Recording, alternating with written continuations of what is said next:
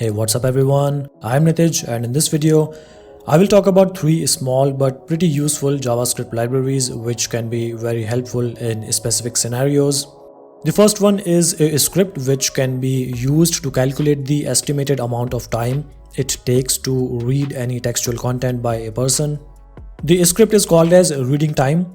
In its default usage, it takes in 200 words per minute as the reading speed and gives its output in the form of a bunch of properties like total minutes to read, the duration text which can be used directly, and also the time in milliseconds.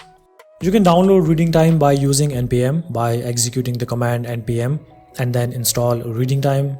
Or if you want to run this script directly in a browser like I wanted to, I had to make a few changes to the script because the one in its repository is using a module to export the function, so it cannot be directly used in a browser.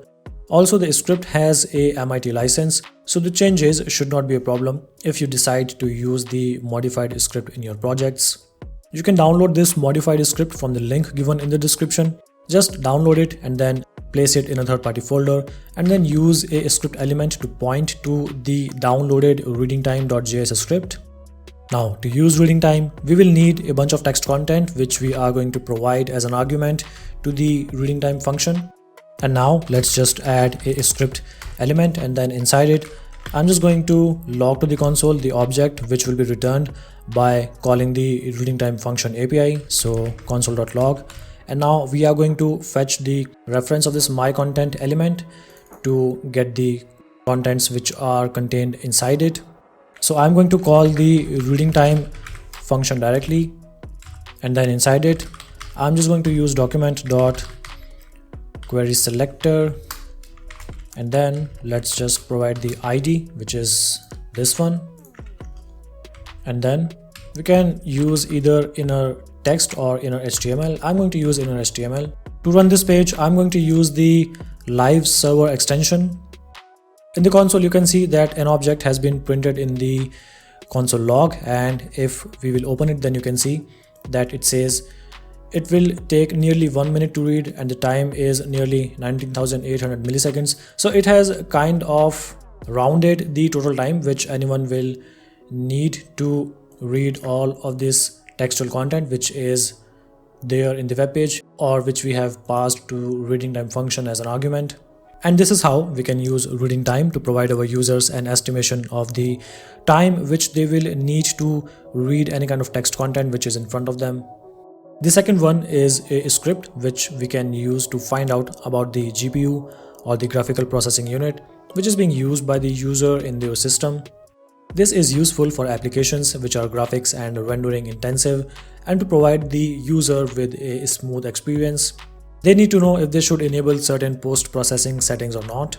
The asynchronous API of this script, when used, will output a bunch of different property values.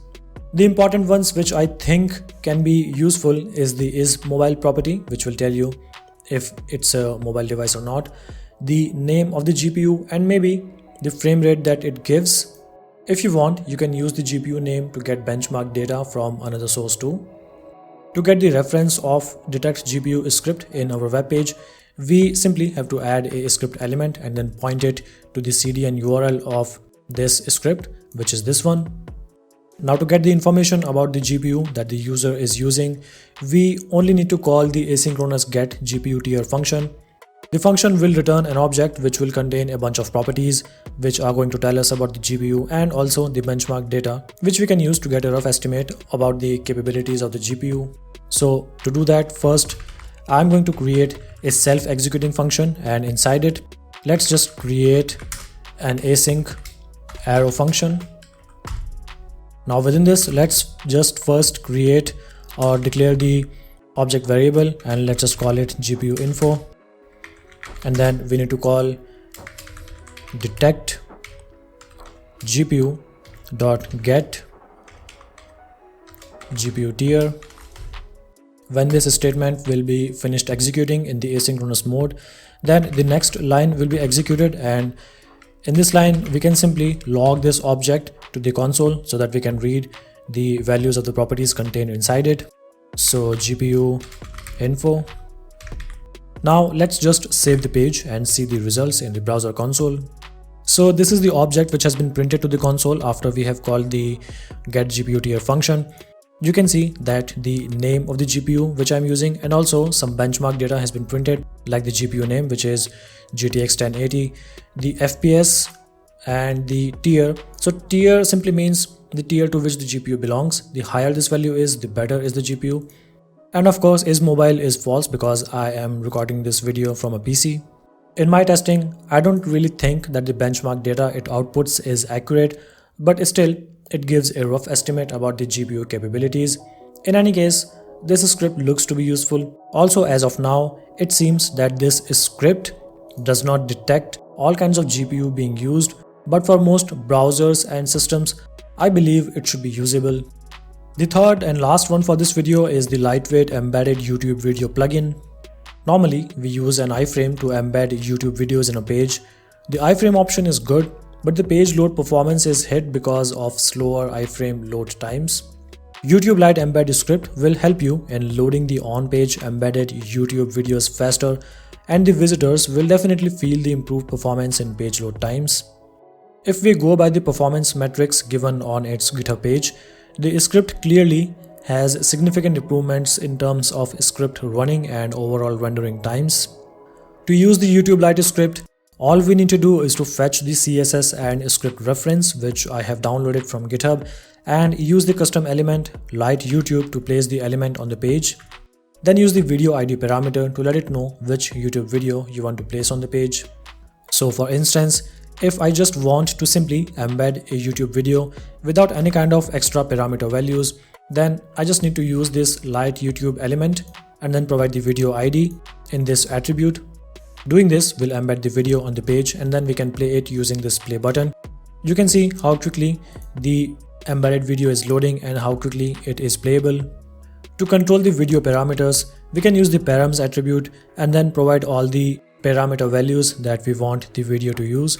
For example, in this params attribute, the start and the end time in seconds has been set.